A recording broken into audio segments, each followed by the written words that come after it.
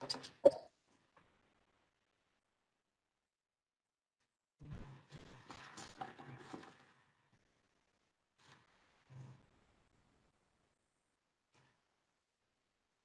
Chair, just to confirm we're live. Fantastic, thank you, Patrick. Good morning, everyone. Welcome to the October meeting of Merseyside Police and Crime Panel. My name is Councillor Paul Lynch. I'm the Labour Councillor for Moss Bank on St Helens Borough Council, and I'm also chair of this panel today. I would like to ask, first of all, if members of the panel can introduce themselves, both for the benefit of residents at home, but also for the benefit of our two new members, Mr. Tadeo, one of our new co-opted members, and also my colleague from St Helens, Councillor Robyn Hattersley. So if we can start, in fact, with Brian and Robyn, if that's okay. Brian? Yeah, good morning. My name is Brian Tadeo.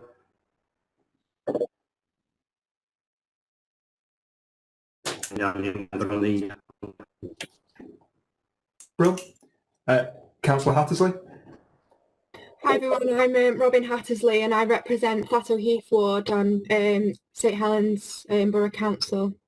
Thank you. Fantastic. Councillor Sayers? Yeah, good morning everyone. I'm Councillor John Sayers. I represent Park Ward, which is Maghull, or part of Maghull, I should say, which is in Sefton Borough Council. Brilliant. Councillor Gladden? Yeah, Councillor Gladden, Cllr Ward, Liverpool City Council. Councillor Jennings? Councillor Sarah Jennings, St Michael's Ward, Liverpool City Council. Councillor Jones?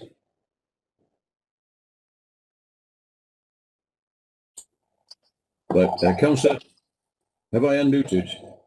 You have. Okay. Councillor Adrian Jones, representative of Seacombe Ward in Wirral, therefore a Wirral councillor. Brilliant. Councillor Parsons?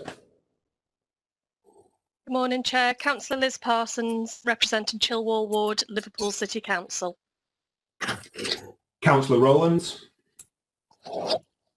Good morning, everybody. Councillor Rowlands, representing Heswell Ward, Wirral Council. Councillor Shaw?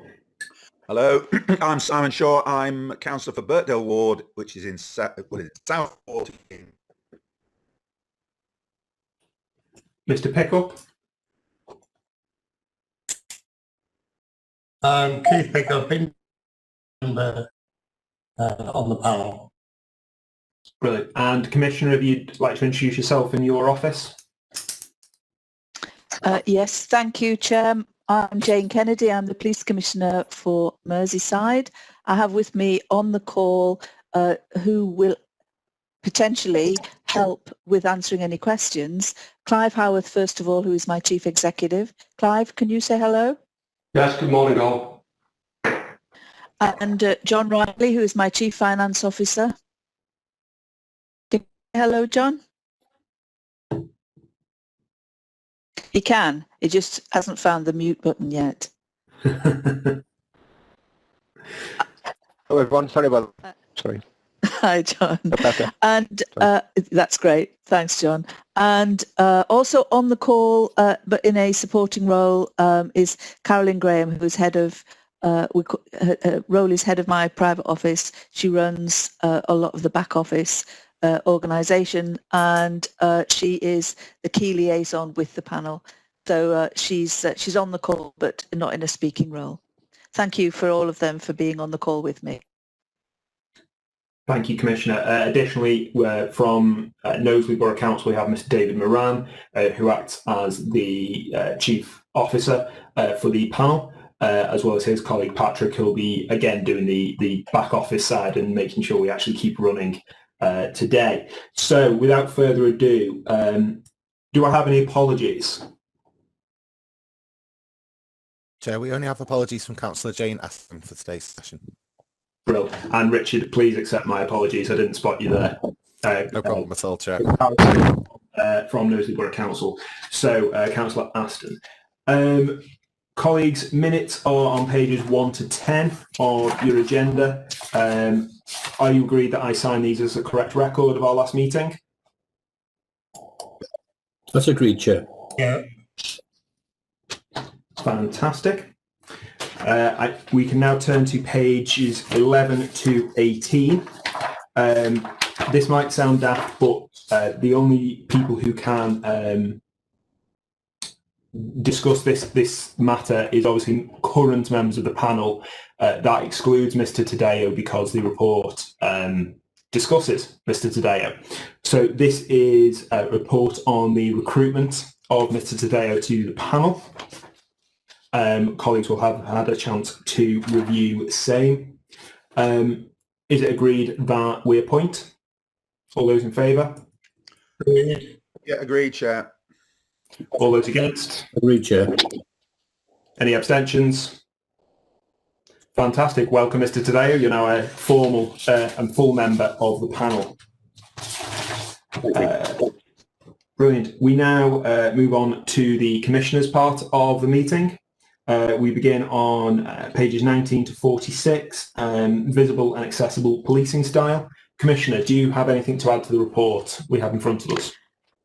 The report, you received the report, it's been published for a week. Before I go any further, I want to welcome your two new members and also just say to them, 2 of the 3 substantive reports that you'll be considering today are around finances. There's just no way of dressing it up. They are dry and administrative, but they are nonetheless a significant part of the work that I do with the force, but I can promise you, I'm sure we can have a good discussion around the rest of it. The report that you have in front of you that we're considering at the moment, 4A, is a very detailed report. I'm very pleased with it.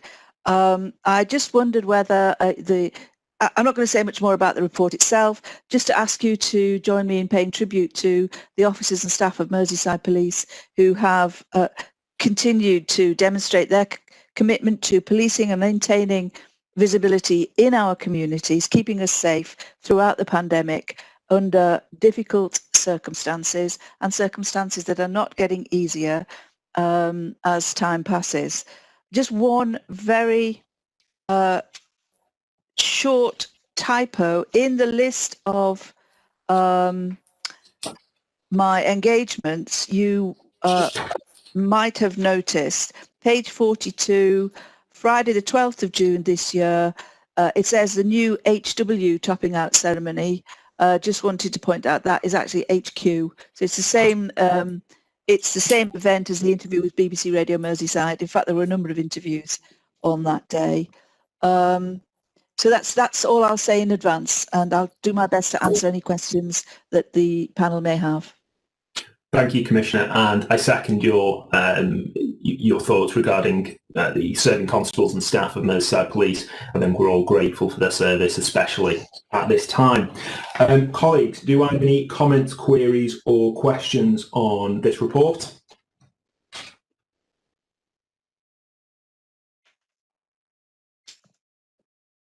Councillor Jennings? Thank you, Chair. I couldn't find the little hand thing.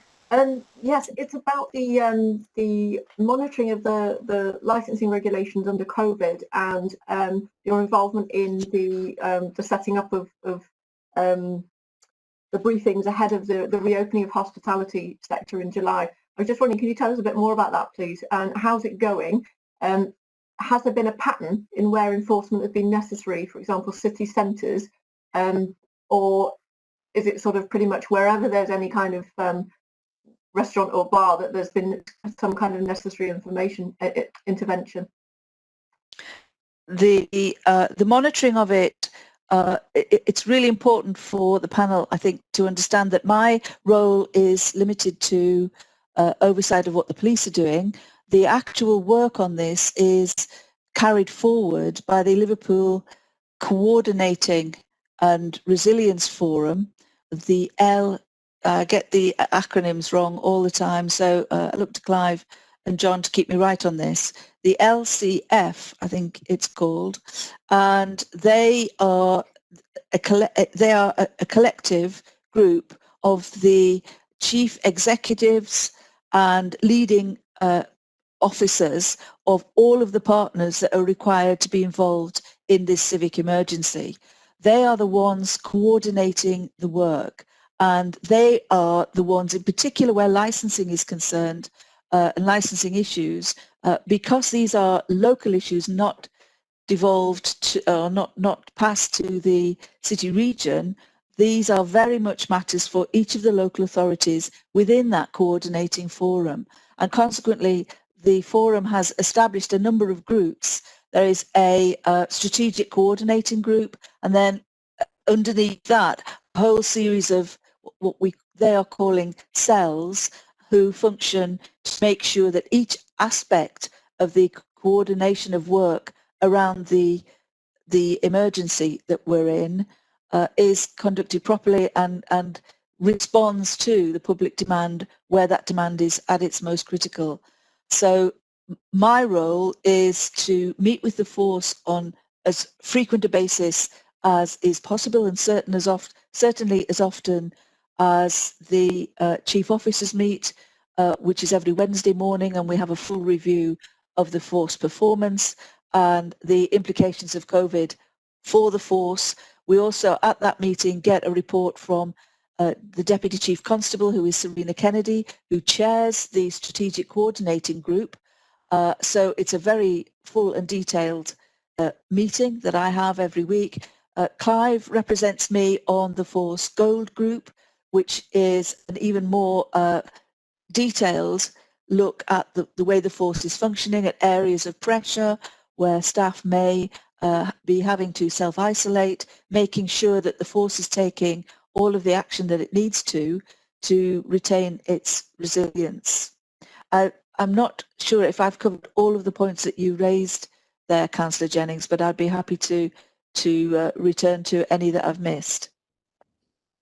Oh, you asked me in particular about the specific meeting where, well, what I wanted to do was to ensure that I was as clearly briefed as for the whole of Merseyside as local leaders were regarding their own local authority areas. So all of you as elected members will have access to regular briefings regarding the effect of the virus on the communities that you serve within your local authority areas. But for me as the police commissioner, I wanted to be reassured that across the whole area that Merseyside Police serve, that we all as leading public representatives were briefed on all aspects of what was at that point in July looking to be an easing of the restrictions, and there were concerns around the organisations of illegal raves, that kind of gathering, all of which was a threat to public health. So that was the reason that I invited to that call.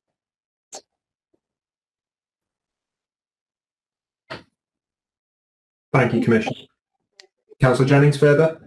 Oh, I was going to thank the Commissioner, and you did that for me, so thank you. No worries. Thank you. Fantastic. Do we have any further questions on this matter? If people can use their hand raised, but I have seen Councillor Rowlands there. Councillor Rowlands? Thank you, Chair. Good morning, Commissioner. Morning.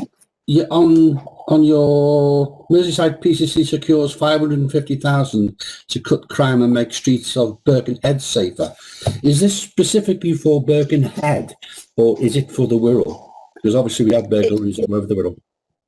This particular grant was from a Safer Streets Fund, and it was very, very specifically for a relatively small number of streets in the centre of Birkenhead. It wasn't even for the whole of Birkenhead ward. It was an area that was identified by Wirral Borough Council as an area that might benefit most from this investment. Merseyside Police concurred with that, as did other partners, and it was the strongest bid that came forward across the region, and I was very happy to support it and very pleased to see that they were successful. We were successful as a community in securing that grant. It was very much around, well, as you'll see from the report, it's around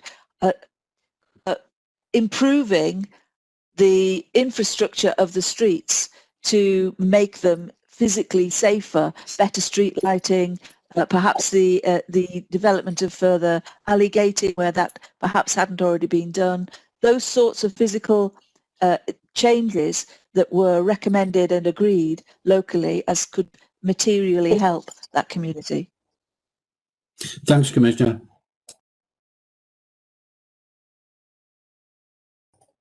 Fantastic. I have no further hands raised, so Chair Keith Pickup has physically got his hand raised at the moment. Apologies, Keith. Mr. Pickup.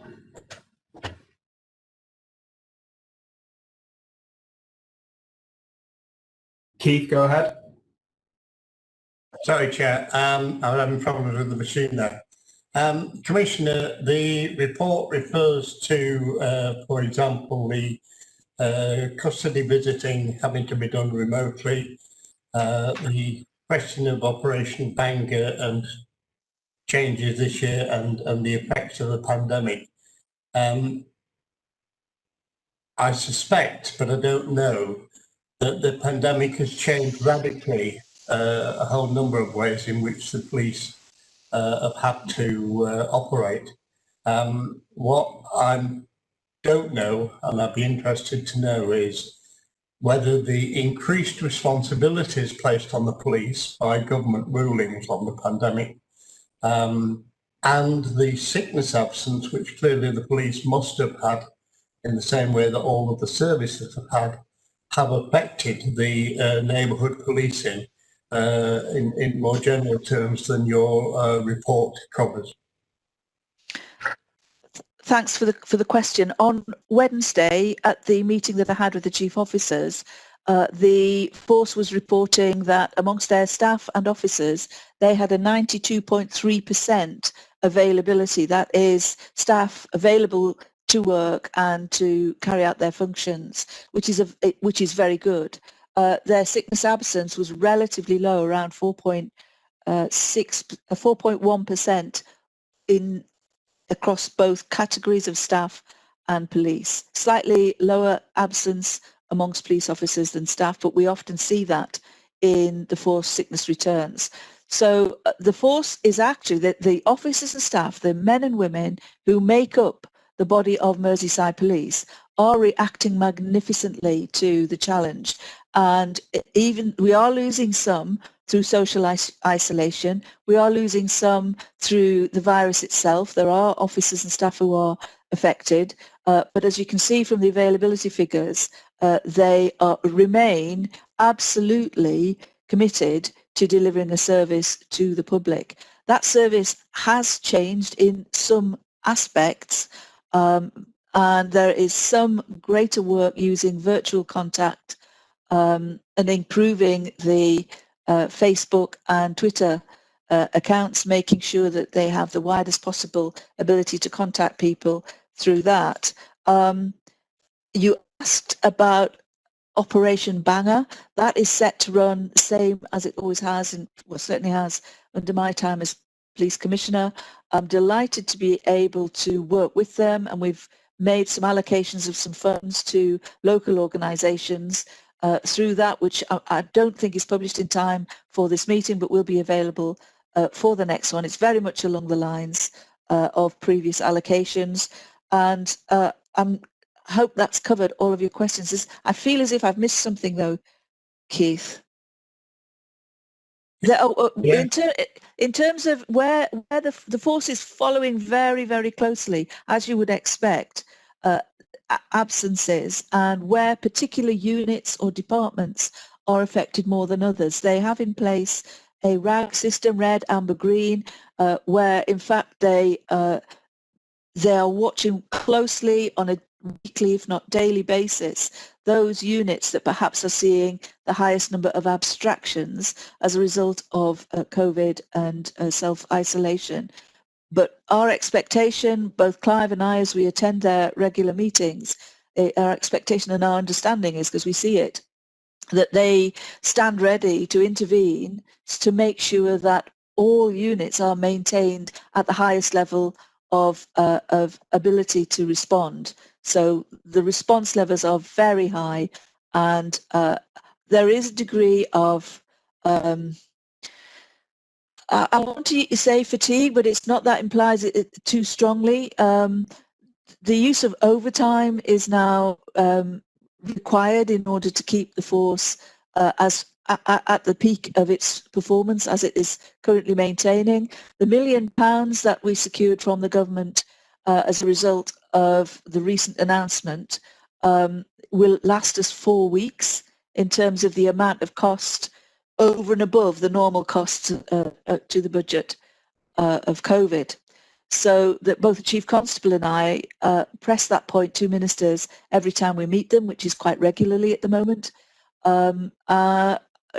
It's a very worrying time for all of us. You, with your local authority connections, will know just how stretched your teams are, and it's affecting everybody. But the police, I cannot praise highly enough the efforts that the police are making to make sure that their teams and their divisions are as fit as they can be for the challenge that they face. Chair, just to add, I suppose what's behind my question is that neighbourhood policing effectively is a positive move towards and with the community, and that clearly is the right way.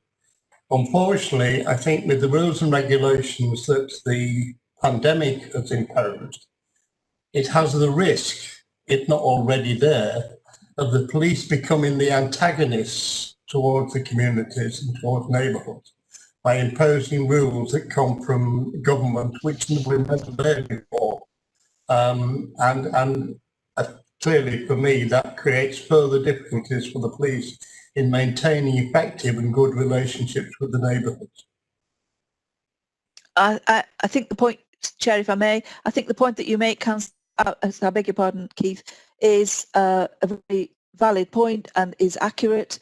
However, I am not seeing, and the force is not reporting, any sharp increase in antagonism or in the willingness of the public to comply with the rules. The reports I receive are that generally compliance remains good. Most people are trying to do the right thing, and where the police initially come into contact, they are applying the same rules that they did during the first wave, which is that they will engage with the public, they will explain what the latest rules mean, and they will encourage the public to follow those rules. I am not getting any indication that that is getting harder, although I have to say around the nighttime economy and some of the social media films that we've seen, I'm sure you've all seen as well, of student parties and the like, do present a challenge. But the way that Merseyside Police is responding to that remains the same. It's to provide a calm intervention and only to enforce where there are very clear ringleaders or people who are engaged in behaviour that is clearly in breach of the rules. And they are. I'm not. So unless you are seeing as a panel evidence to the contrary, I think things are going as well as can be expected in the current circumstances. There's no doubt, though, that there is a degree of confusion in the minds of the public as to what the rules are, but Merseyside Police stand alongside council staff and the others. I think there are plans to, I believe there are plans to introduce COVID marshals. Those staff and officers of Merseyside Police and the officers of your local authorities will be engaged in very similar work, just explaining to the public and encouraging them to do the right thing and stay safe and protect the NHS. Thank you, Chair. Thank you, Keith. Do we have any further comments, queries or questions? No, then we should note the report and move on to pages 47 and 48. Police and Crime Commissioner decisions. Commissioner? The main one is the annual, in fact the only one, is the annual Treasury Management Performance Report, which is actually a report from Mike Harden. John, I hope, will be able to deal with any questions that you may have arising from this, and I can maybe deal with any strategic questions that you may have. Well, do we have any questions from the panel? I'll go on mute and sorry, Chair, I'll go on mute and invite John Riley to unmute. That's okay. That's fine. Well, do we have any questions for Mr. Riley from the panel?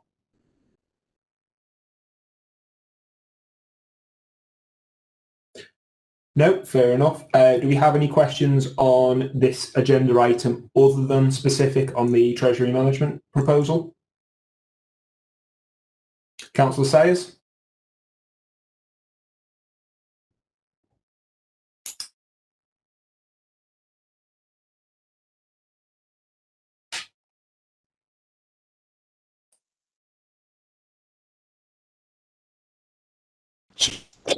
Yeah, it's a question for the Commissioner and not for John. It's not unusual just to have one decision in such a time period. I'm just wondering, is that an anomaly, or why is there a lack of decisions? No, it's just the way that the work has gone. It's not. It's an anomaly. We met as a panel. When was our last meeting? Only a month ago, 3rd September. It's not unusual. I mean, I don't know what previous Septembers have been like, but it's just the way it's fallen this time. Fair enough. Yeah, thanks for that, Jane. I wasn't suggesting you were slacking. Good. Bro, anything further?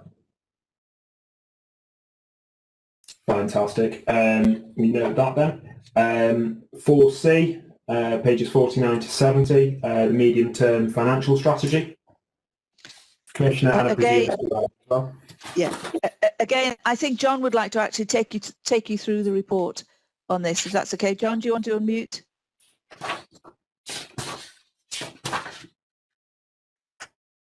I don't, Chair. Can the public see us all? It seems to me there's an awful lot of... I was just going to say, John, will you want to take the panel through the detail of this report? I just wanted to ask the Chair. I'm only seeing a screen of grey rectangles. I hope the public can see us all. Yeah, my screen's working okay, but it has nipped in and out with certain people. For example, on mine, Councillor Hattersley is now greyed out. But I believe Knowsley IT would let us know if there was a problem. Yeah, 100%. Okay. Well, must be my end. Thanks. No worries, Commissioner. Mr. Riley. Thanks, Chair. I just wanted to highlight a few points in the report. The first one is the existing MTFS, which is detailed in paragraph 4.1 onwards. Members should be aware this is updated annually, but we'll obviously keep a close eye on it as new information comes out during the course of the year. The MTFS reported in Table 1 was done before COVID-19, and obviously the major impacts going forward with regard to COVID-19. But you can see from Table 1, we were forecasting that over the medium-term financial strategy, based on the assumptions detailed in 4.13, that would be an overall savings requirement of £27.8 million over the period.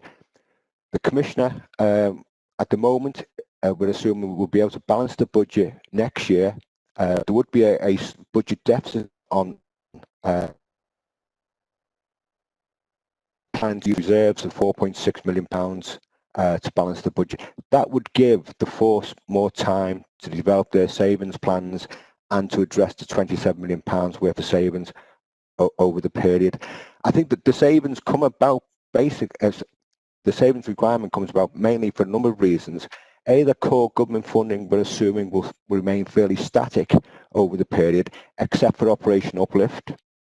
We are assuming that pay will increase by 2.5%, In fact, the pay award for this year was just announced only beginning of this week, and it was 2.5%, and that's over the period. So really, there's a real terms reduction in funding there as we see expenditure or pay increasing by 2.5%, but no government support coming in. We do assume, though, that the precept will increase by 2% over the medium-term strategy. That's dropped back to the historical levels that we saw a couple of years back. Members will recall last couple of years the government have said you can increase it by £24, £12, and then last year £10, but we've gone back to the 2% over the period.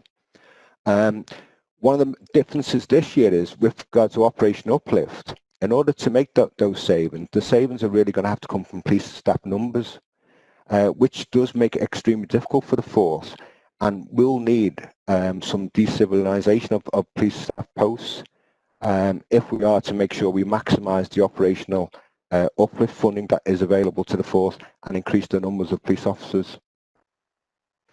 If I could refer you to the pandemic, 3 of the report shows what the costs were up to the end of August for the force, and that totals £4.6 million with that additional expenditure. Some good news in terms of that cost. The costs around the PPE, both locally and also nationally, that we procured on behalf of the police service, £2.6 million of that, we have been told that we will be getting that back from the government. Also, in terms of the lost income, the government have made an announcement where basically we'll have to pay the first 5%, and then the remaining amounts the government will pay 75 pence for every pound. We've only just put a claim in yesterday for £500,000 of that. That's £600,000. So some good news there in the sense that we'll be able to recover some of that money. The rest of the money, we are still recording our expenditure, and we hope that the government may reimburse us the rest, but I've got a feeling, unfortunately, we might have to reabsorb some of those additional costs. The one thing the report does do is highlight the real risk around the tax base. There are 2 major issues for us which are really uncertain at the moment and won't come or won't be known until probably January at the earliest, is the collection fund position. Now, as members, we were the billing authorities collect the precept on behalf of the Commissioner, and every year they determine whether there's actually a surplus on that account or a deficit. Now, this year, we believe for the first time in a number of years, there will be a net deficit on the account, and it could be quite significant, to be honest.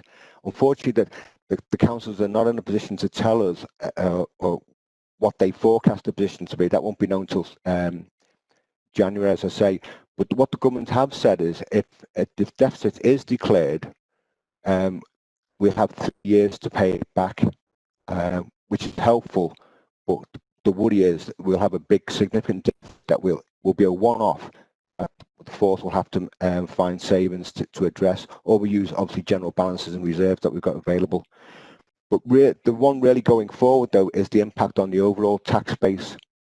This is a Band D equivalent tax base calculation, and normally every year, and what we've built into the MTFS is that the tax base will actually go up.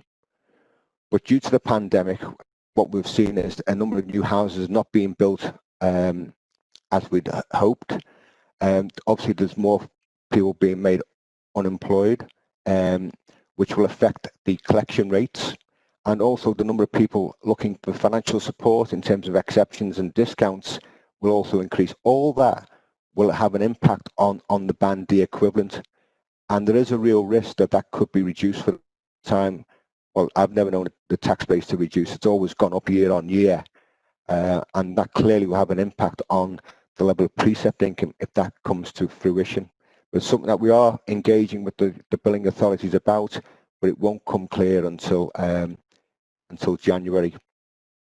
In terms of the update in the MTFS, we have kicked off that process now, and section 4.3 we detail all the items that we go through.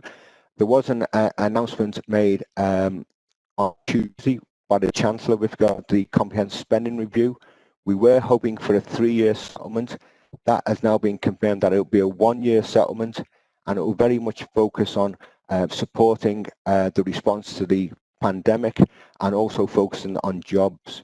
So it will be a one-year revenue spending review. They have promised some multi-year capital spending review, but that focus on the government's major policies around building hospitals and HS2. So we're not sure whether the police service will receive any capital funding or any additional capital funding that we know of. The other thing, really, we won't know what funding we'll get until they announce the provisional grant settlement at the end of December. And that's really when we'll know how much we're going to get next year, and we can start really discussing with the Chief Constable how we set the balanced budget. In terms of council referendum thresholds, there's still no news on that, no indication, and they normally come out in December. In fact, last year I think they came out towards the end of January, which wasn't very helpful for everyone concerned. In terms of the precept strategy, as I say, the MTFS assumes that the Commission will set it at 2%, which we're assuming will be the referendum threshold. The advantages of that are detailed in the report in section 444. It does build the increase into the base budget and grows the tax yield on year. The Commission, by adopting it within the referendum threshold, wouldn't be deemed excessive and would generate an additional £1.6 million going forward, but obviously does have an impact on the taxpayer. But for a band D, it would be £6 per week. And clearly, we don't know what the referendum thresholds are at the moment. Once we do, we'll consult with yourselves, the general public, and the Chief Constable on what level to set, and come back to yourselves with a report in February. But I think at the moment the Commissioner was hoping for maybe an indication of your views around the precept. I know you've always had strong views on what the level, but always been very supportive of the Commission and the police service in setting the final precept. But your views would be helpful and form our budget proposals that we bring back to you in February. So that's as much as I'd really want to say on the report, if that's okay. Happy to take questions. Thank you, Mr. Riley. Do we have any comments, queries or questions? So we've got Mr. Tadeo, Councillor Shaw, Councillor Sayers and Councillor Jennings. So if we do all questions... Chair, I think right, Mr. Tadeo had his hand up as well, don't know. Sorry, yeah, I did catch him right at the beginning. Ah, okay. So if we do all questions and then if John can respond in kind. So Brian, if you'd like to go first. Yeah, thank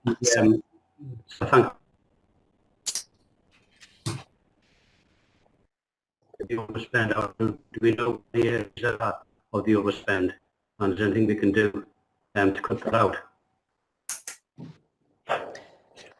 Okay. Councillor Shaw. Take each question. Sorry. Yeah, if we do all questions and then you respond from there, John, if that's all right. Okay. Councillor Shaw. Yeah, I wanted to, I think, shall we say, highlight an area which I think is really important. Specifically in paragraph 4.1.5, and this use of this interesting and phrase I hadn't heard before of de-civilisation. I think we've all heard of civilianisation of police functions in the past, but I'd like us as a panel to have this in mind, because I think we might want to make representations. I'm really concerned about this. I'm going to make what is not particularly a party political point, but is a political point, and therefore it's unfair for John Riley to respond to it. But I think we'd accept that in relation to the government, it'd be the same with any government of any colour, of sort of being able to claim, you know, we're putting X more police officers on the streets, that what this paragraph is making clear is that there'll be an increase in police officers, but that we may well in Merseyside and let's say in other areas have fewer police staff because we can't afford not to. Yeah. And we will end up therefore, or would John Riley and perhaps the Commissioner agree, that we'll end up, when it says at the end, this will prevent the realisation of the maximum benefits. Yeah. would I right in saying that that means that there will be some jobs that could within Merseyside Police be done much more cost effectively by police civilian staff who are generally lower cost to employ, but that those jobs would be done in the future by police officers. So in order to achieve a national publicity headline, populist politics type of thing of more bobbies on the beats, we end up with a less efficient service in Merseyside. I think that's a really important thing that we as a panel might wish to make observations to government. Anyway, that's my point. Thanks, Chair. Thank you. Councillor Sayers.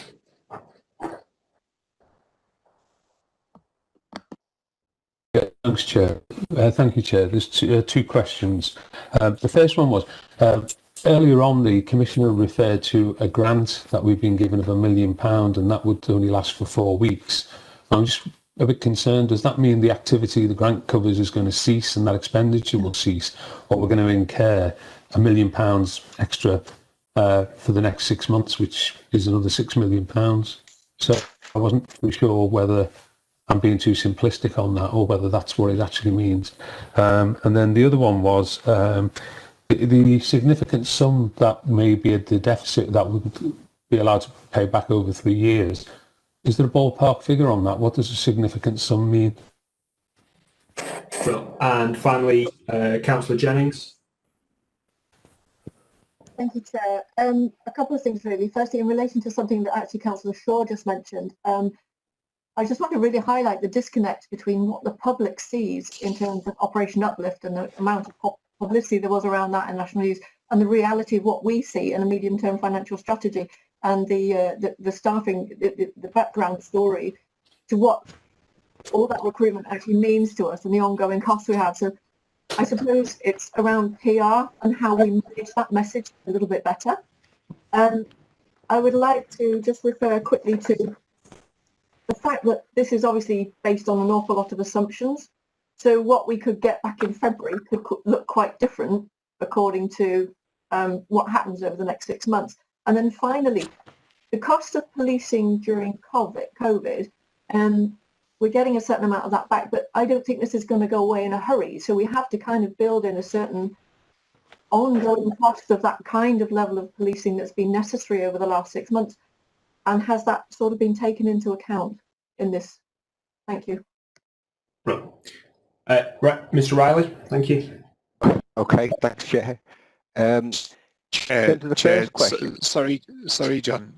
I have that Mr. Pickup has had his hand up as well, Sorry. Chair, with the other panel members who were seeking to have their questions registered. I do apologise, Keith. I will ask members if we can use the hand up function on the side of the screen. It is sometimes difficult to keep an eye on the 15 or so screens in front of me. So Keith, if you'd like to ask your question, then I'll return to Mr. Riley. Thanks, Chair.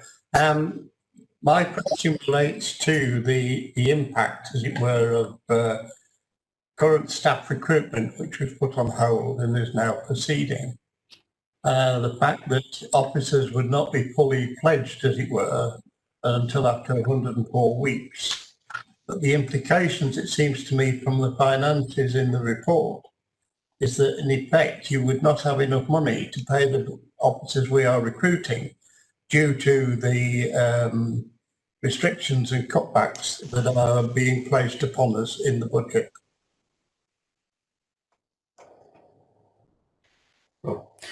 Right, Mr. Riley, thank you.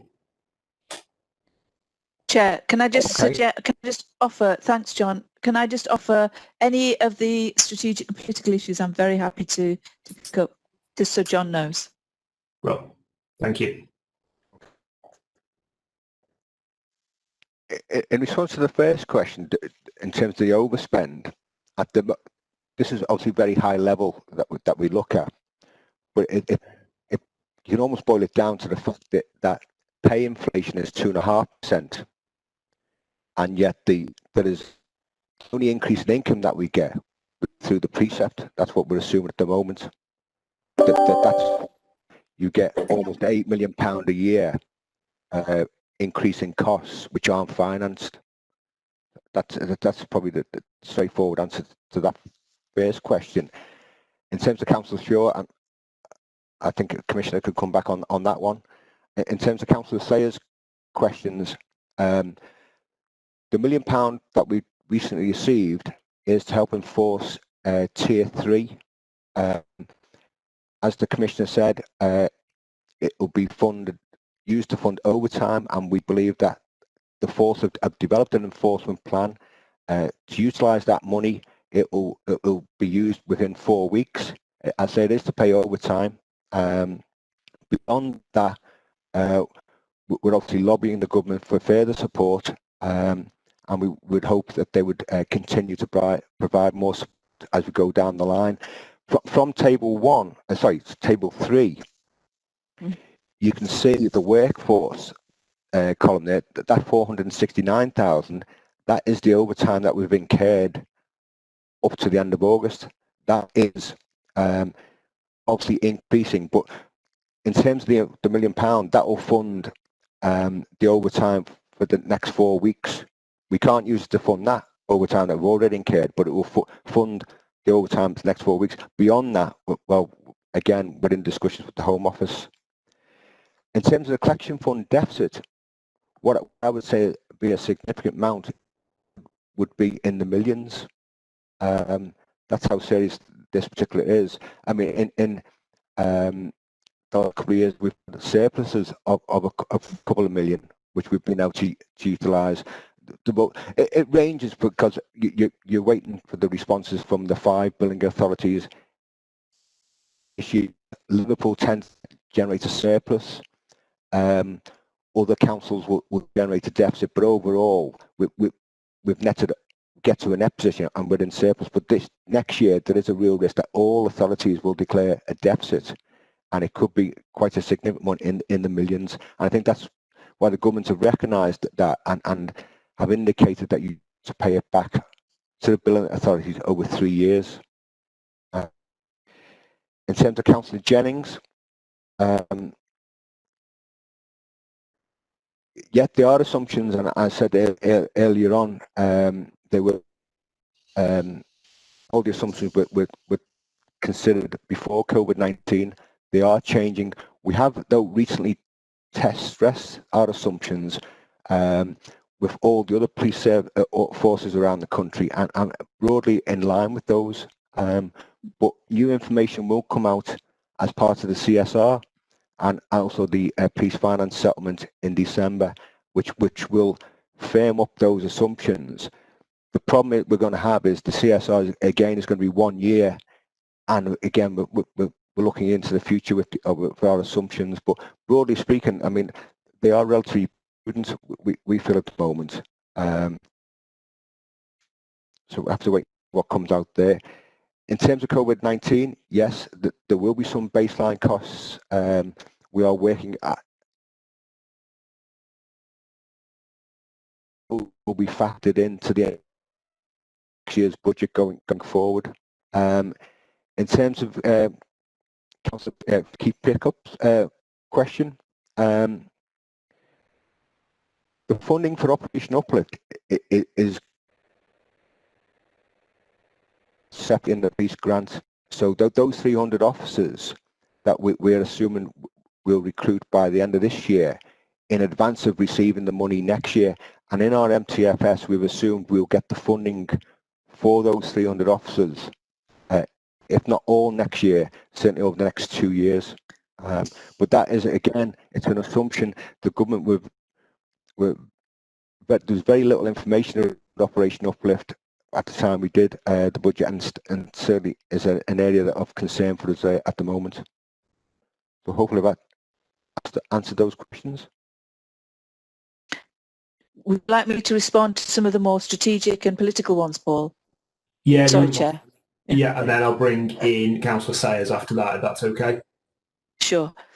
I want to make some very strong points here, and the first is to say that this is the medium-term financial strategy that is being updated, and as such, yes, it makes assumptions, and we are required to do it so that we can help the force prepare for any financial shocks that might be coming down the line, that we can look ahead and try and predict. And that's how we keep the force functioning on a sound financial footing. It also protects the public purse. So it's really important that we do it, and that we do it based upon sensible assumptions that it is reasonable to make in the current climate. Now, the problem that we have is we are, look, I'm going to make this point, nobody else ever does. Comprehensive spending reviews were introduced by Gordon Brown when he was the Chancellor to enable public bodies to be able to plan on a more settled 3-year basis on a relatively stable prediction of what they could hope and expect to receive as a budget.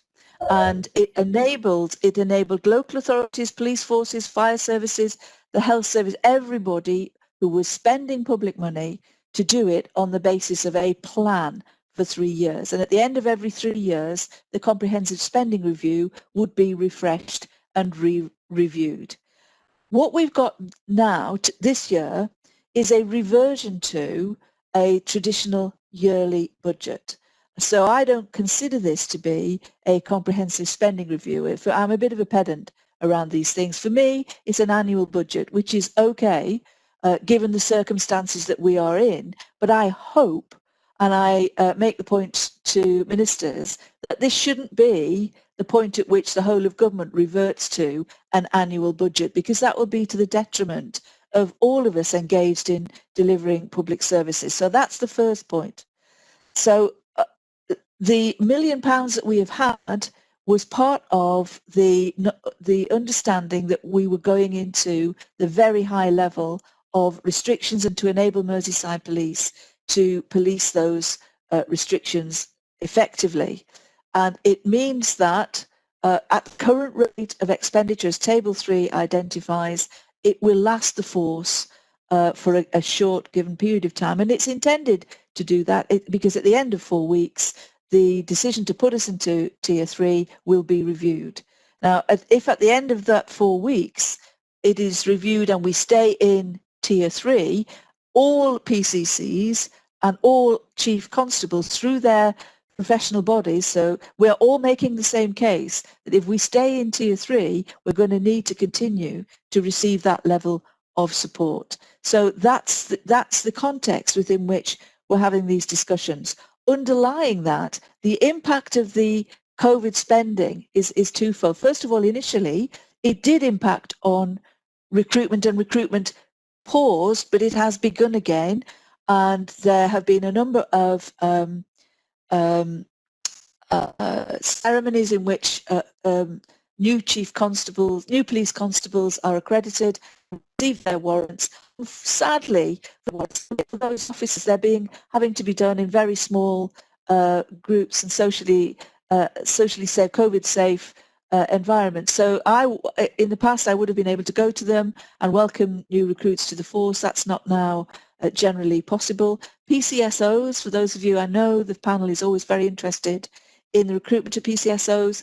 That recruitment is continuing. It stopped for a short period, but it's begun again. So the force is continuing to recruit. It may, however, have a slowing down of our ability to achieve the government's ambition of the extra 660 officers within a given time, although at this moment the force is reasonably confident that it will achieve the target that it's been set. Now then, this brings us to this point of this new word, de-civilianisation, which is an abomination for those of us who've been working with police in my case, a long, long time, to make sure that the public funds for policing are used in the most cost-effective and efficient way possible. And that has meant that for all of my time as PCC and before that as a public representative, we talked about civilianisation, so that it enabled Merseyside Police, for example, to bring in investigators who had perhaps been retired police officers and retired detectives but nonetheless had the training and skills of able to conduct investigations, for them to be recruited during a period when we had a shortage of trained detectives within policing. And that was an entirely sensible and reasonable thing to do. We are now facing the prospect that unless this is addressed, the police will be putting police officers into custody suites, into call centres, into administrative roles when we have spent decades taking them out and putting them back onto the streets where the public want and expect them to be. And the point that all of the speakers who've mentioned this have made is absolutely right. There is a very clear conflict with the government's ambition to get more police officers onto the street, doing the job where the public see them and actually feel safer because they see them on the street, and there are more of the police officers actually out there meeting with the public. Now, the government are committed to 20,000 new police officers. The reason why, in response to Councillor Jennings, why we haven't gone public with this challenge as of yet, well, obviously today this is my first opportunity to discuss it publicly, and the reason I haven't begun a campaign around it is because my very clear impression is that the ministers to whom I would be carrying the argument, in other words, the Home Secretary and her team of ministers, including those who have a dual role across the Ministry of Justice, they actually all get it. I haven't met one of them who hasn't gone, oh, we absolutely understand that this is a very, very serious problem and a threat to the government's ability to deliver its promise. This is a very personal promise made by the Prime Minister. So that being the case, we are continuing. I can promise you, the Association of Police and Crime Commissioners, the National Police Chiefs Council, we are as one, irrespective of our political origins, we are as one in saying to the government, this is not the route that you want to go down, and it isn't the route that we want to follow.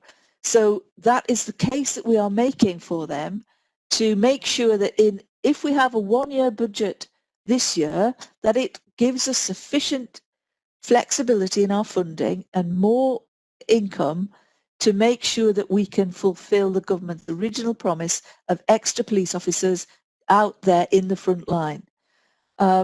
It's also the message we're getting through our ministers to the Treasury to say to them, the Treasury, when you are beginning to look at a strategic 3-year spending, you have to take this into account. This government pledge was taken very seriously by everybody, and it was a key part of their election platform. And for them to fail on it now would be a very serious, in my opinion, a very serious breach of public trust. Now, so that's why we're not out there making a really big noise about this, because the impression we have, and genuinely, I have no reason to doubt it, the ministers understand the situation and feel as challenged about it and as exercised about it as we do. However, the support of the panel in expressing your views on this would help us and would be very welcome. I'm just trying to look quickly through the notes I made. I think I've covered all of the points, including Keith's question around the impact on recruitment. If there's anything I've missed or any further questions that the panel has, please do come back.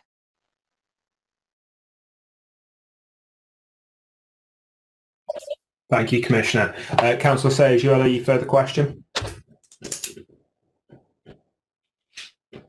Yeah, thank you, Chair. I was going to come back on both questions, but actually the Commissioner anticipated the question about the conclusion of the £1 million over 4 weeks and what would happen after that. So I'm content with that response.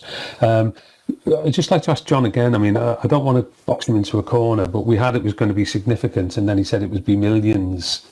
Now, you know, £1 million significant to me, but it's not to Jeff Bezos. So can we put a figure, how many millions, or a guesstimate, or? Is that not possible? It's not possible. I have asked the building authorities to let me know, and they're not in a position to tell me that they will be by January. But I mean that was my best guess, if you want. I mean I just don't really know. I mean we'll have to wait until the actual figures are declared by the building authorities. But it could be a couple of £1 million. Thanks for Hopefully that, John. it won't be. Chair, Hopefully I'm just wondering, could you... service, but I just don't know. Thanks for that, John. Yes, Chair. I don't know whether we could seek the advice of the officers, but just in conclusion, what the Commissioner was saying there, I'm wondering, is it possible for the panel to write to the Home Secretary expressing our concerns and trying to, in a way to reinforce the arm of the police ministers, because they're going to have to do a battle with the Treasury, and we all know that the Treasury mandarins don't necessarily look at the world the way the rest of us do. So, although the police commissioner the police ministers and the Home Secretary might get it, the Chancellor may not. So I'm just wondering whether is that a possibility for a police and crime panel to write to the Home Secretary, stressing our concerns and saying, that to sort of strengthen their arm against the Treasury.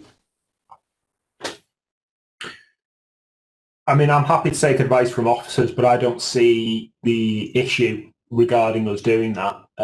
Fundamentally, we have our role within the financing, particularly of the police. And if Merseyside Police are going to get knackered by yet another Treasury misdecision, then yeah, I'm more than happy to. We can sit and draft a letter between myself and the officers and have members sign it, or I can sign it on behalf of, as the chair, expressing our position on the matter, if that's possible. Keith? Yeah, Chair, I fully support the writing of letter. I mean, it's clear from the report that a lot of assumptions have had to be made and go on being made. And you can't run a business, you can't run a police force in this case, constantly on the basis of assumptions. We have to have clarity, and I therefore support Councillor Sayers in his suggestion of a letter to the Home Secretary. I'd copy everybody in basically, but I certainly think we should be writing. Yeah, agreed. Could I formally move that, Chair? Yeah, do we have a seconder? Councillor Gladden? Yeah, seconded by Councillor Gladden. All those in favour? Any against? Any abstentions? Fantastic. We'll get something sorted between myself and the officers and send round as soon as we've got drafted. Councillor Shaw? Yeah, it was really to clarify what that does. That include the issue that I raised, the perversity of the decivilianisation issue? Is that part of what we're saying there? Yeah, I mean, I'd be happy to go along with that. Yeah. Right. So we'll get something drafted. We'll get something drafted up as soon as and get it sent out for members sign off, and then obviously we'll sign it and get it sent over. So unless there are further questions or queries on this point, I'm minded to make progress. So we will note the financial strategy. Chair, Yeah. just apologies. It's unusual for me to ask you to do a bit more, but if you could just consider the issue around the precept, maybe even not for this meeting, but certainly for a future meeting, it'd be useful to know what the panel's views were. We are in very uncertain times. We don't know what the government's going to ask us to do in terms of the precept threshold, the council tax threshold, and it is something that I think the panel needs to give some thought to. If not now, then for the next meeting, that would be great. I would be really grateful for that. No, I appreciate that, Commissioner. I'm minded to move it along to the next meeting, to at least give members some consideration. As we know from the past, these are huge decisions, and I would be minded to do that unless colleagues have an objection. No, but we will consider and respond formally in the near future, if that's okay, Commissioner. Well, if we move on then now to between pages 71 and 88, the Community First programme update. Chair, So, sorry to interrupt. I know that there was a request made for a comfort break around this time in the meeting. So I don't know whether this would be an appropriate time before we moved on to the next item to take that opportunity. My only, because we did discuss this, myself and the Commissioner earlier, and other members who were interested in this point. My only thought is that the next item is the last really substantive item on the agenda. The governance arrangements, there's not a huge amount to review there, and I've not been notified of any other business. So I'd be minded, unless people have an objection, to move through on the Community First programme update, and then we are largely complete with our business. I just hesitate on the efficacy of having a break now and then finishing 15 minutes after that, or whichever. I'm going to regret that now, because now everyone's going to have questions and comments on the Community First programme.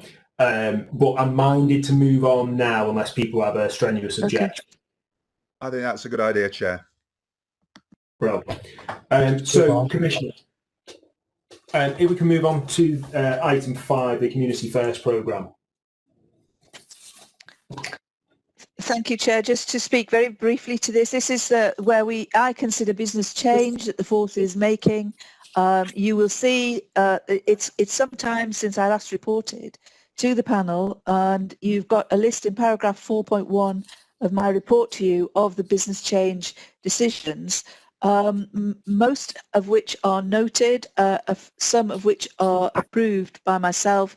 Nonetheless, I chair the final meeting at which these proposals are signed off, and the purpose of my chairing the meeting is to reassure myself that even where I am noting a decision, it has been arrived at by full and thoroughgoing consultation within the force by the staff affected and by the trade unions and staff associations involved in any negotiations, so that I can reassure myself that there are no disputes or disagreements within the force. And that is the case with all of these. You can see that the report also touches on the issue of recruitment. But apart from that, just one further thing. At this time, during this period, many of these have actually included growth.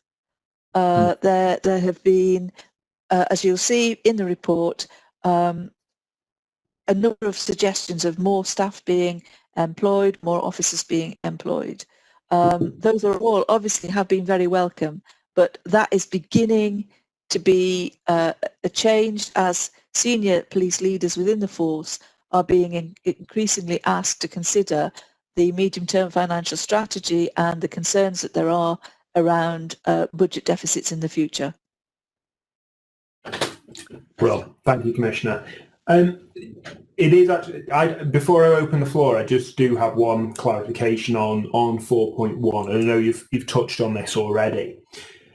So am I right in thinking that effectively the matters that you've approved under 4.1 are ones at which your responsibility is to, whereas the ones noted are ones that are effectively devolved to either the Chief Constable or other senior officers within Merseyside Police? Is that a fair representation of what it means there? It is, yes, and I'll ask Clive to keep me right on this. If you recall, we revised the decision-making process because what was beginning to happen was that I was being asked to make decisions on relatively small movements of staff within the organisation, and it didn't feel appropriate that they should be required to go through a full business change process.